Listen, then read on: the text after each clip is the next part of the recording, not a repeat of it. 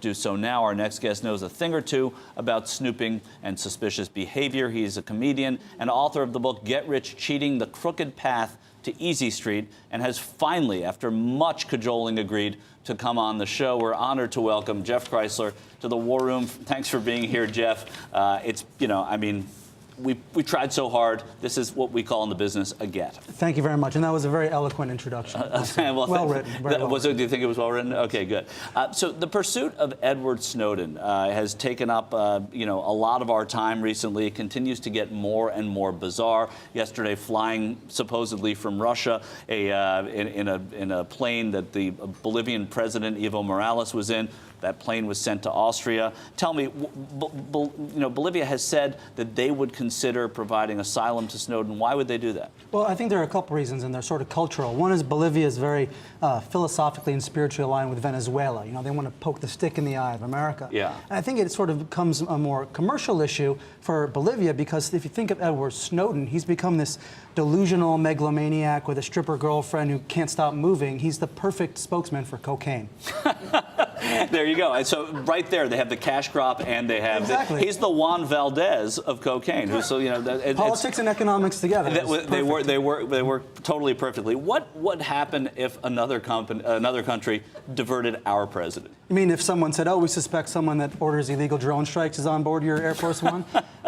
It would be a huge diplomatic crisis. It would be incredible. I mean, think about was it France and Italy and Spain turned around the president's plane? That's just in many ways absurd. Yeah. I mean, I'm sure you know that Jamie Foxx and Channing Tatum would have to rescue him. But besides that, realistically, it's kind of amazing that based upon a rumor of this leaker, we were able to turn around a president's plane. Yeah, I'm shocked that happened. It would be amazing if they did that to the United States. Has the pursuit? I mean, we talk about it now. We put it here. It's not the headline story.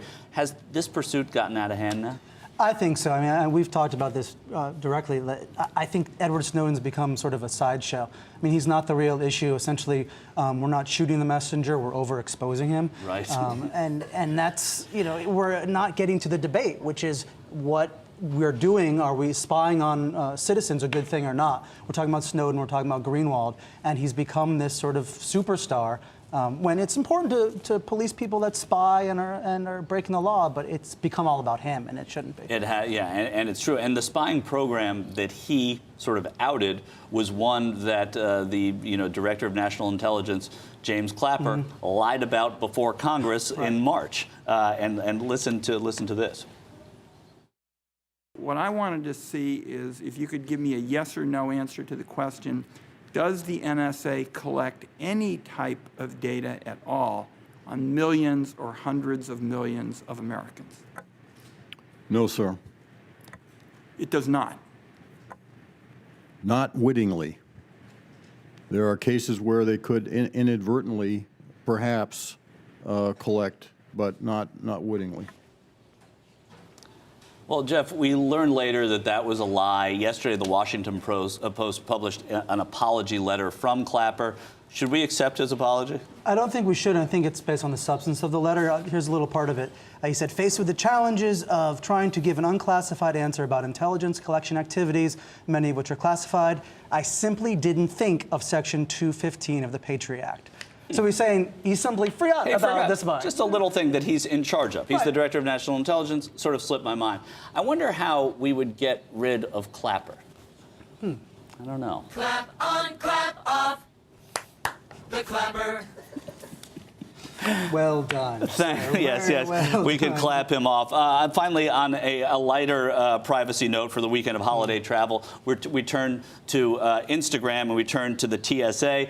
Not only have they been, giving us all these frisks, they've also been on Instagram. Tell us about that. Well, they've been Instagramming the pictures of the items they've confiscated. And some might say, oh, shouldn't we have privacy expectations? I say, no, if you are so dumb to bring fireworks and knife guns to the TSA to try to get on a plane, they shouldn't just post pictures of your contraband. They should post pictures of your failed GED. I mean, are you really sitting there thinking that you can get fireworks on an airplane. You can't get a spork on an airplane. Right. Like, how are what are these people thinking? And then complaining that there are pictures of them. Yeah. Of all the places, you shouldn't have that. Look at these band petition. things there. Sarah Palin's book, a Right. Nickelback greatest hits album. That's Jeff what we Kreisler, want, band. funny, smart, great stuff. Have a great 4th of July. The brilliant and the beautiful Jeff Kreisler.